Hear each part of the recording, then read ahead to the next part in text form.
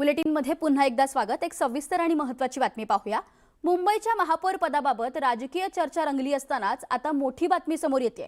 महापौर पदाबाबत भाजप तडजोड करणार नसल्याची माहिती सूत्रांनी दिली आहे। मुंबईत भाजपचाच महापौर होणार तर स्थायी समितीच्या अध्यक्षपदेही भाजपकडे राहणार अशी माहिती सूत्रांकडून मिळते। मुख्यमंत्री फडणवीसांनी याबाबत मित्रपक्षांना स्पष्टपणे कळवले असल्याचीही माहिती आहे। केंद्रीय नेतृत्वाला महापौर पदाबाबत भूमिका कळवण्यात आल्याचंही कळतंय। याविषयी अधिक माहिती देतात आपले प्रतिनिधी राहुल जोरी।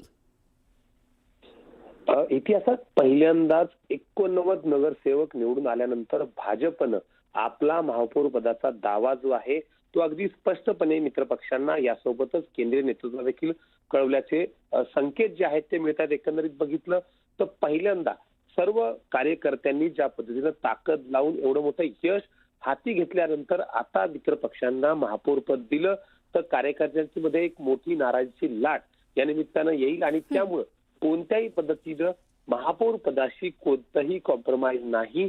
यासोबतच फक्त महापौर पदच नाही तर बेस्ट अध्यक्षपद असेल किंवा स्थायी समितीचं अध्यक्षपद असेल त्याबाबतही कोणत्याही पद्धतीनं कुठलीही तडजोड भाजपकडून केली जाणार नाही अशा पद्धतीचे स्पष्ट संकेत स्पष्ट सूचना या मित्रपक्षांसोबतच केंद्रीय नेतृत्वाला देखील या संदर्भात देवेंद्रजी फडणवीस यांनी कळवलं असल्याचं कळतंय। एकंदरीत बघितलं तर मुख्यमंत्र्यांनी घेतलेल्या जाहीर भूमिकेबद्दल भाजपमध्ये एकतर्फेनं बघितलं तर कोणतीही तडजोड केली जाणार नाही।